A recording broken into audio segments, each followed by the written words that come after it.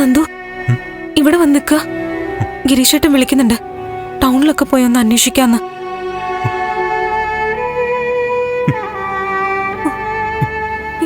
നന്ദു നന്ദു ഇതെന്താ കരയാ? ദേവി, ദേഷ്യം വാശിയൊക്കെ ഉണ്ടെങ്കിലും എന്റെ അമ്മ എവിടെയാ, എന്താ ഒന്നും അറിയില്ലല്ലോ. എന്താ നന്ദു ഇത്? അച്ഛനാകെ തളർന്ന അവസ്ഥയിലാ. എന്തൊക്കെയാ സംഭവിക്കാൻ പോകുന്നെന്ന് ഒരു പിടിയുമില്ല. കുറെ ദിവസങ്ങളായിട്ട് ഞാനും അമ്മയും എപ്പോഴും വഴക്കിലായിരുന്നു. ഇപ്പൊ അതൊക്കെ ആലോചിക്കുമ്പോ മനസ്സിലാകിയ ഒരു വെപ്രാളം. നന്ദു, എല്ലാരും ഇങ്ങനെ പേടിച്ചിരുന്നിട്ട് കാര്യമില്ല. നമ്മൾ പേടിക്കുന്ന പോലൊന്നുമില്ല. എങ്കിലും അന്വേഷിച്ചിറങ്ങണം. വാ ചെല്ല, ഗിരീഷേട്ടന്റെ കൂടെ ചെല്ല. വാ, ഞാനും വരാം. വേണ്ട, ഞങ്ങൾ പോട്ടുരാ. നന്ദു, നീ പേടിക്കണ്ട. നല്ല വാർത്തയായിട്ട് ഞങ്ങൾ തിരിച്ചെടുത്തോളൂ.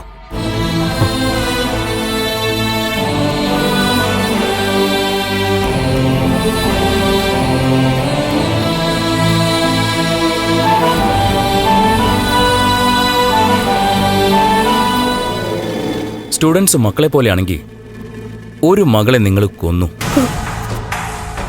മോനെ വാഹനമിടിച്ച് കൊല്ലാൻ നോക്കി അല്ലേ? പ്രണയെന്ന് പറയുന്നത് അത്ര പാപമാണെങ്കിൽ നിങ്ങളുടെ മകനും മകളും പ്രേമിച്ചല്ലേ വിവാഹം കഴിച്ചത്? എനിക്കറിയാം നിങ്ങളുടെ കുടുംബചരിത്രം മുഴുവൻ. നിങ്ങളുടെ മകൻ നന്ദൻ പ്രേമിച്ചല്ലേ വിവാഹം കഴിച്ചത്? മകൾ രജനിയും പ്രേമിച്ചാണ് വിവാഹം കഴിച്ചത്. എന്നിട്ട് നിങ്ങൾ അവരെ കൊന്നോ? ഋഷി, ഞാൻ ഈ പറയുന്നത് പോലെ ഒന്നും കൊന്നോന്ന് വിടില്ല നിങ്ങളെ. എന്റെ ലീനയുടെ ജീവന് പകരമായി ഞാൻ നിങ്ങളുടെ ജീവനും എടുക്കും. ഞാനൊന്ന് പറയട്ടെ. മിണ്ടരുത്, ശബ്ദം പുറത്തു കേൾക്കരുത്. പാവം എൻ്റെ അമ്മ എനിക്ക് വേണ്ടി മാത്രമാ ജീവിച്ചതും ജീവിക്കുന്നതും. ഒരു രാത്രി പോലും അമ്മ സുഖമായിട്ടും സമാധാനമായിട്ടും ഉറങ്ങിയിട്ടില്ല. കരഞ്ഞാ കഴിഞ്ഞത്. അമ്മയുടെ കണ്ണീരിന് പകരമായിട്ട് നിങ്ങളുടെ ജീവൻ ഞാനങ്ങ് എടുക്കും.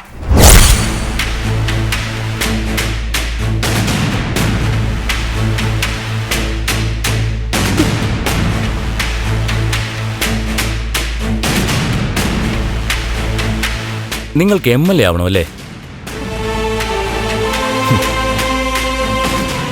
MLA ആവുന്നത് നിങ്ങളുടെ മരുമകൾ ദേവികയാണ്. അത് കാണാനുള്ള സാഹചര്യം പോലും നിങ്ങൾക്കുണ്ടാവില്ല. നിങ്ങളുടെ മരണം ഉറപ്പായി കഴിഞ്ഞു. ഋഷി, വേണ്ട, പ്ലീസ് പ്ലീസ്. രാധികേ, രാധികേ, രാധികേ, അമ്മ എവിടെയാ മോളെ? അമ്മേ, എന്താ മാധവേട്ടാ? ഒരു വാർത്ത അറിഞ്ഞു. നല്ല വാർത്തയല്ല. എന്താച്ചാ? ആക്കുളം കായലില് ഒരു ശവം പൊങ്ങി. രൂപവും പ്രായമൊക്കെ വെച്ച് നോക്കുമ്പോ അത് പ്രഭാവതിയാണെന്ന് സംശയമുണ്ട്.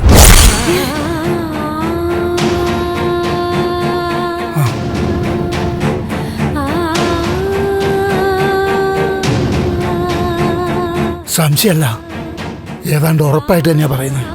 ഈശ്വര, പേടിച്ച പോലെയാണ് സംഭവിച്ചെന്നാ തോന്നുന്നത്. ഇനിയിപ്പോ എന്തൊക്കെയാണ് ഒരു എത്തിപ്പിടിയും കിട്ടുന്നില്ല. മോളെ,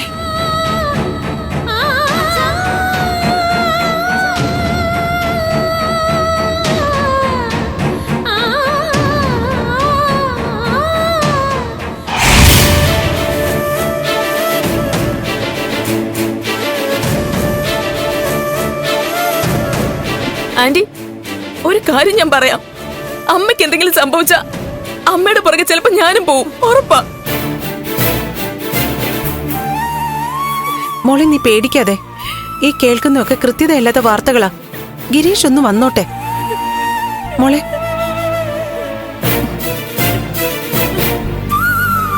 അന്നേ പറഞ്ഞതാ മത്സരിക്കണ്ട, നോമിനേഷൻ കൊടുക്കണ്ടെന്ന്. അന്ന് ഒറ്റ കാലിൽ നിന്നു അച്ഛൻ പറഞ്ഞ മാറാന്ന്. എന്നിട്ട് എന്തായി? ഇപ്പൊ അച്ഛൻ എന്തെങ്കിലും ചെയ്യാൻ പറ്റുന്നുണ്ടോ? എവിടെയാ എന്റെ അമ്മയ്ക്ക്? എന്താ പറ്റിയേ? വല്ലതും അറിയോ അച്ഛന്? മരുമോളുടെ വാക്കും കേട്ട് ഓരോന്നും ചെയ്തിട്ട് ഇങ്ങനെ തലയ്ക്ക് കൈയും കൊടുത്തിരുന്നാ മതിയല്ലോ.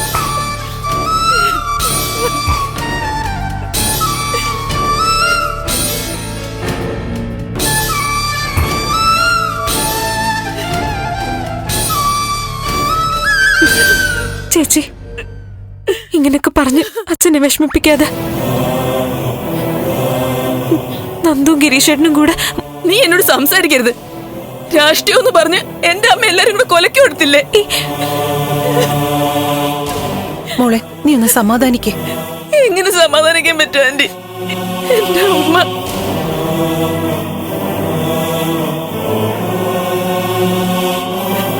കരയാതിരിക്കേ.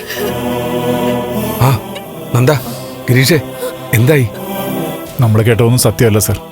അവിടെ മരിച്ചത് വേറെ ഏതോ സ്ത്രീയാ. അച്ഛൻ പേടിക്കണ്ട, അമ്മയ്ക്കൊന്നും സംഭവിക്കില്ല. പ്രഭ എവിടെയെന്ന് വല്ല സൂചനയും കിട്ടിയോ? ഇല്ല ആന്റി, അന്വേഷണം നടക്കുക. അന്വേഷണമൊക്കെ നടന്നോട്ടെ, എനിക്ക് എന്റെ അമ്മയെ കാണണം. അമ്മ വന്നിട്ട് മത്സരത്തിൽ നിന്ന് പിന്മാറ്റാൻ വേണം. നീ മാറിക്കോണം. അച്ഛ, ഇതോടെ നിർത്തിക്കോണം രാഷ്ട്രീയം ജനസേവനം ഒക്കെ. പറഞ്ഞ കേൾക്കുന്നുണ്ടോ? മോളെ നീ ഒന്ന് സമാധാനിക്ക്. ആദ്യം അമ്മ ഒന്ന് വന്നോട്ടെ. മനുഷ്യൻ ഇങ്ങനെ ഭ്രാന്ത് പിടിപ്പിക്കാതെ. എന്റെ അമ്മ. മോളെ അച്ഛ,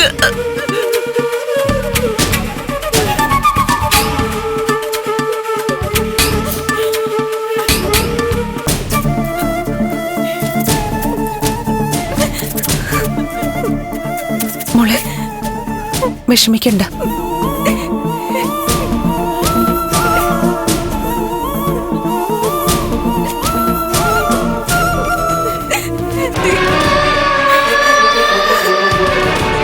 മോളെ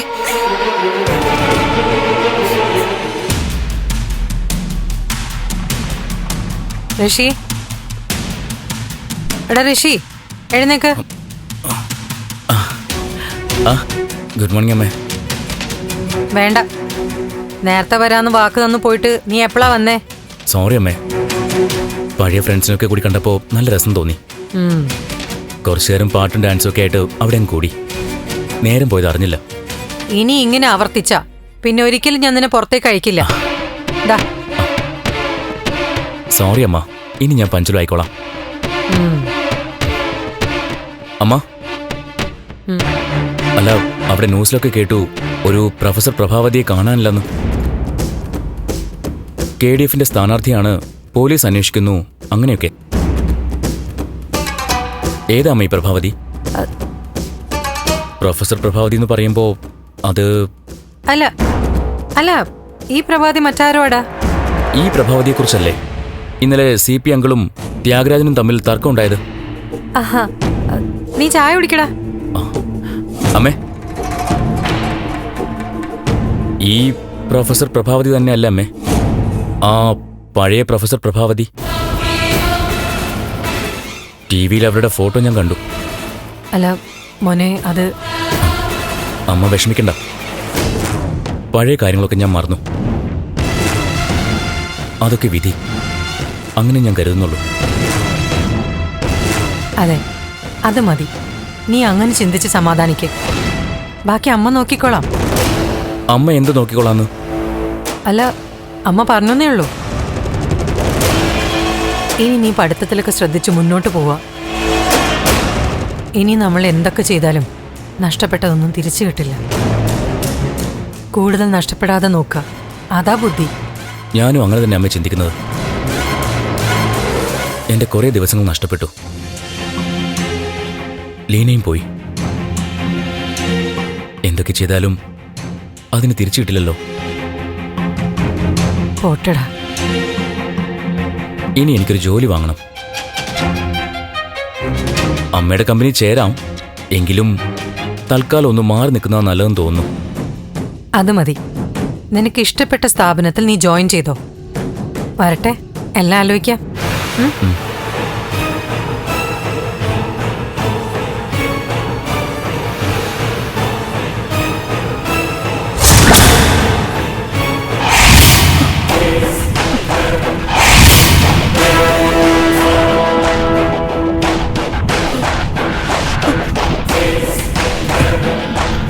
ഞങ്ങളുടെ ഋഷിയെ കൊല്ലാൻ നോക്കി നിനക്ക് മാപ്പ് തരുന്ന പ്രശ്നമില്ല.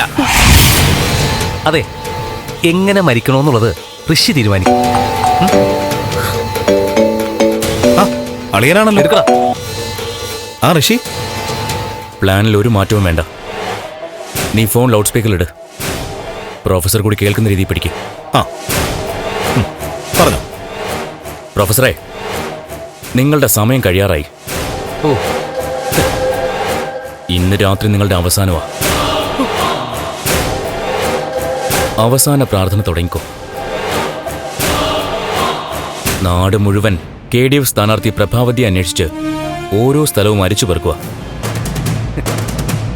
അവർക്ക് കിട്ടും നിങ്ങളുടെ ഡെഡ് ബോഡി. നിങ്ങളുടെ മരണം എങ്ങനെയാണെന്നോ പറയാം. നിങ്ങളെ രാത്രി കാറിൽ കയറ്റി ഗാന്ധി റോഡിലെ അണ്ടർപാസിലെത്തിക്കും. 10 മണി കഴിഞ്ഞാൽ തന്നെ ആ ഭാഗം വിജനമാണെന്നറിയാലോ. അണ്ടർപാസിൽ കാർ നിർത്തും. നിങ്ങളെ ഞാൻ ഇറക്കി വിടും. നിങ്ങൾ ഇറങ്ങും, മുൻപോട്ട് നടക്കും. ഫുട്പാത്തോ ഒതുങ്ങാനുള്ള ഇടമോ അവിടെയില്ല, റോഡ് മാത്രം. നിങ്ങൾ നടക്കുമ്പോൾ ഞാൻ കാർ സ്റ്റാർട്ട് ചെയ്യും. നിങ്ങളെ ഇടിച്ചു തെറിപ്പിക്കും. അന്ന് എന്നെ കൊല്ലാൻ നോക്കിയത് എങ്ങനെയാണോ അതുപോലെ. മറ്റൊരു കാര്യം കൂടി, രാത്രി ഇവിടുന്ന് തിരിച്ചാ ആദ്യം പോകുന്നത് ലീനയുടെ കുഴിമാടത്തിലേക്കായിരിക്കും. നിങ്ങൾക്ക് കാണണ്ടേ പാവം എന്റെ ലീനയുടെ കുഴിമാടം? അത് കാണിച്ചു തന്നിട്ടേ നിങ്ങളുടെ ജീവൻ ഞാൻ എടുക്കൂ.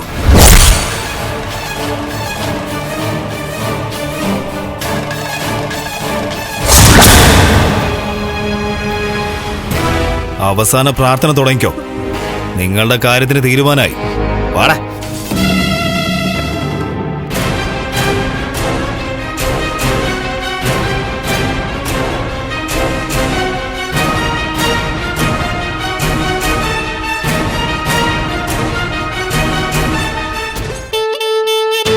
അല്ല രാധാകൃഷ്ണ, മുൻ MLA എന്ന നിലയ്ക്കോ BDF-ന്റെ നേതാവെന്ന നിലയ്ക്കോ അല്ല ഞാൻ ചോദിക്കുന്നത്. ഒരു വ്യക്തി എന്ന നിലയ്ക്കാ. എന്റെ ഭാര്യയെ കാണാതായതിൽ ഞാൻ പരാതി തന്നതാണ്. പ്രഭയെ കണ്ടുപിടിക്കാൻ എന്ത് നടപടികളാണ് പോലീസ് സ്വീകരിച്ചത്? ഭരണകക്ഷി മന്ത്രിയും പാർട്ടിയിലെ ഉന്നത നേതാവുമല്ലേ രാധാകൃഷ്ണൻ? ഉത്തരം പറയണം. പോലീസിന് പോലീസിൻ്റെതായ സംവിധാനങ്ങളും ചില രീതികളും ഒക്കെ ഉണ്ടല്ലോ. അത് സിദ്ധാർത്ഥനും അറിയാവുന്നതാണല്ലോ. മുഖ്യമന്ത്രി വിചാരിച്ചാലും ചിലപ്പോൾ ഒന്നും നടക്കില്ല. പോലീസ് അന്വേഷിക്കുന്നുണ്ട്. അന്വേഷണം അത്ര സ്പീഡാക്കണ്ടെന്ന് എന്തെങ്കിലും ഉപദേശം പോലീസിന് പോയിട്ടുണ്ടോ? എന്ന് വെച്ചാ സിദ്ധാർത്ഥൻ എന്താ ഉദ്ദേശിക്കുന്നത്? എന്റെ ഉദ്ദേശം മന്ത്രിക്ക് മനസ്സിലായില്ല, പക്ഷെ പാർട്ടി പ്രസിഡന്റ് മനസ്സിലാവും. പ്രമുഖ മുന്നണിയിലെ സ്ഥാനാർത്ഥിയെ കാണാതായിട്ട് പോലീസ് എന്താ അനങ്ങാതിരിക്കുന്നതെന്ന് എനിക്ക് അറിയണം പ്രസിഡന്റ്. അവരന്വേഷിക്കല്ലേ സിദ്ധാർത്ഥ? എന്തന്വേഷിക്കുന്നു? എനിക്ക് തോന്നുന്നില്ല പോലീസ് ഉത്സാഹം കാണിക്കുന്നുണ്ടെന്ന്. സർ, മാഡത്തെ ഉടനെ തിരിച്ചു കിട്ടും. ഓ, DGP പറഞ്ഞല്ലോ, സമാധാനമായി. പ്രസിഡന്റ്, നമുക്ക് അടിയന്തരമായിട്ട് ഹോം മിനിസ്റ്റർ ഒന്ന് കാണണം. പോകാം. പക്ഷെ എന്റെ സംശയം ഇത് KDF-ന്റെ തന്നെ കളിയാണെന്നാ. KDF-ന്റെ കളിയായാലും BDF-ന്റെ കളിയായാലും പ്രഭ എന്റെ ഭാര്യ. എനിക്ക് എന്റെ ഭാര്യയെ കണ്ടെത്തിയേ പറ്റൂ.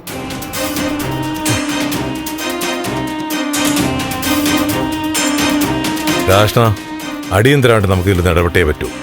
DGP വിളിക്കാം. താൻ വാ.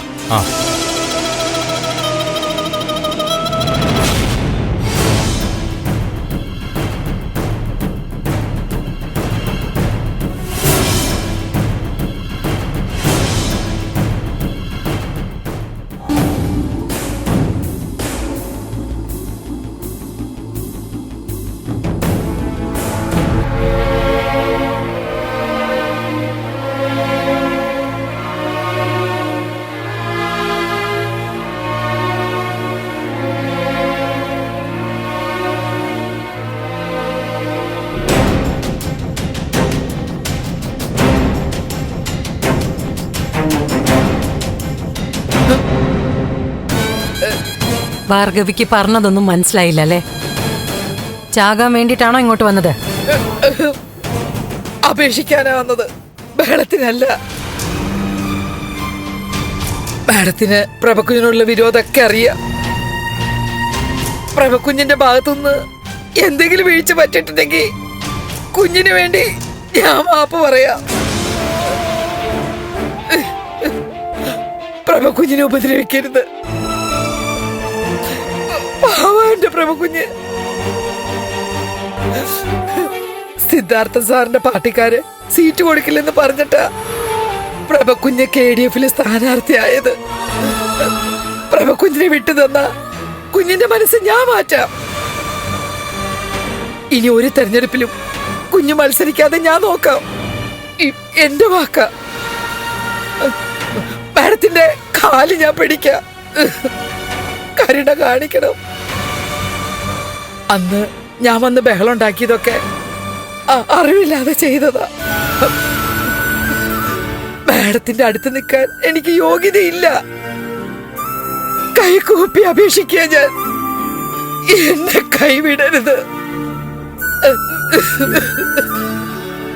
ഭാർഗവി, എന്തോ? പ്രഭാവതിയോട് ഭാർഗവി കാണിക്കുന്ന ആത്മാർത്ഥത എത്രയാണെന്ന് എനിക്ക് മനസ്സിലായി. അത്രയും ആഴത്തിലുള്ള സ്നേഹവും കടപ്പാടും ഇല്ലെങ്കിലും ഭാർഗവി വീണ്ടും എന്നെ കാണാൻ വരില്ല. പക്ഷെ ഭാർഗവി, ഞാൻ സത്യം പറയാണ്. പ്രഭാവതി എവിടെയാണെന്നോ എന്താ സംഭവിച്ചെന്നോ എനിക്കറിയില്ല. സത്യം. മാഡം അങ്ങനെ പറയരുത്. എനിക്കറിയാം പ്രഭക്കുഞ്ഞിനെ കുറിച്ച് മാഡത്തിന് അറിയാവുന്ന. ഇല്ലാന്നല്ലേ പറഞ്ഞത്? മാഡം അറിയാതെ പ്രഭക്കുഞ്ഞിന് ഈ അവസ്ഥ വരില്ല. പറയുന്നത് കേൾക്ക് ഭാർഗവി. ഞാൻ ഇപ്പൊ ഭാർഗവിയോട് സംസാരിക്കുന്നത് ഭാർഗവിക്ക് കുറച്ച് പരിഗണന തരുന്നോണ്ടാ. ഭാർഗവി മനസ്സിലാക്ക്, പ്രഭാവതിയെ കാണാതായതിലും ഞാനും തമ്മിൽ ഒരു ബന്ധവുമില്ല. ഭാർഗവി പോലീസ് സ്റ്റേഷനിൽ ചെന്ന് അന്വേഷിക്കേ. മാഡം, ഞാൻ മതി, പുറത്തു പോ. മാഡം, പുറത്ത് പോകാനാ പറഞ്ഞത്. ക്ഷമ നശിച്ച ഞാൻ എന്താ ചെയ്യാന്ന് എനിക്ക് തന്നെ അറിയില്ല. പൊയ്ക്കോ, അതാ നല്ലത്. പോകാൻ.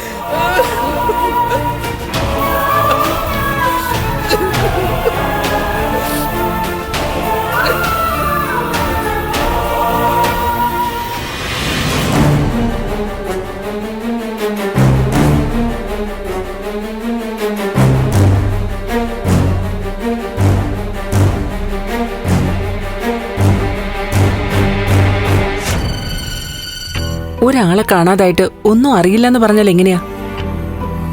എന്ത് ചെയ്യാനാമേ, അന്വേഷണം നടക്കുന്നുണ്ട്. എവിടെ പോയതാണെന്ന് ഒരു സൂചനയില്ലേടാ? ഇല്ലാന്നേ. ഓരോ അഭ്യൂഹങ്ങൾ വരുന്നു, അതിന്റെ പിറകെ ഓടുന്നു. ആളിനെ മാത്രം കിട്ടുന്നില്ല. കായലിലൊരാൾ പൊങ്ങിയിട്ടുണ്ട്, സിറ്റിയിലൂടെ മേഡത്തിന്റെ രൂപത്തിൽ ഒരാൾ പോകുന്നു, കോയമ്പത്തൂരിൽ ഒരു ബസ്സിൽ പോകുന്നത് കണ്ടു. അങ്ങനെയൊക്കെ ഒരുപാട് പ്രഭാവതിമാരെയാ ആളുകൾ കാണുന്നത്. സിദ്ധാർത്ഥൻ സാറിന്റെ അവസ്ഥ എങ്ങനെയാ? സ്വന്തം മക്കളുടെ മുന്നിൽ പോലും കുറ്റവാളിയെ നിൽക്കേണ്ട ഒരാളുടെ അവസ്ഥ എന്താന്ന് അമ്മയ്ക്ക് ഊഹിച്ചറിയാലോ. ഞങ്ങളുടെ പാർട്ടി ആരോപിക്കുന്നത് സിദ്ധാർത്ഥൻ സാറിന്റെ അറിവോടെ തട്ടിക്കൊണ്ടുപോയി തടവിലിട്ടിരിക്കുന്നു എന്നാ. VDF പറയുന്നത് സിദ്ധാർത്ഥൻ സാറിന്റെ കുടുംബത്തിന് സീറ്റ് കൊടുത്തുകൊണ്ട് മണ്ഡലം കൈവിട്ടു പോകുന്ന.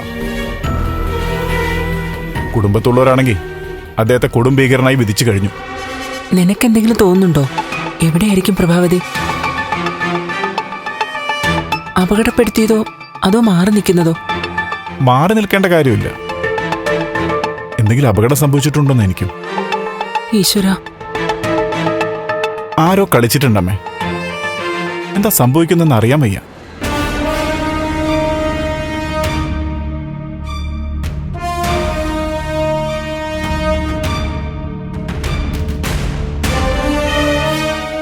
ഇന്നത്തെ ശബ്ദം തുടരുന്നു. ഇന്ന് നമ്മുടെ അതിഥി രാമപുരം ഉപതെരഞ്ഞെടുപ്പിലെ VDF സ്ഥാനാർത്ഥി ദേവിക നന്ദനാണ്. ഇപ്പോഴത്തെ ആരോപണങ്ങളെക്കുറിച്ച് എന്തു തോന്നുന്നു ദേവികയ്ക്ക്? VDFനെതിരെയുള്ള വ്യാജ ആരോപണങ്ങളാ ഇപ്പൊ നടക്കുന്നത്. തെരഞ്ഞെടുപ്പ് അടുക്കുന്ന സമയത്ത് ഇങ്ങനെയൊരു ബുദ്ധിമോശം സാമാന്യ ബോധമുള്ള ആരും കാണിക്കില്ല. ഇത് പാർട്ടിക്കെതിരെയുള്ള ഗൂഢാലോചനയുടെ ഭാഗമാ. ഏത് രീതിയിലും തെരഞ്ഞെടുപ്പ് ജയിക്കാനുള്ള തന്ത്രങ്ങളാണെന്നും സംശയിക്കേണ്ടിയിരിക്കുന്നു.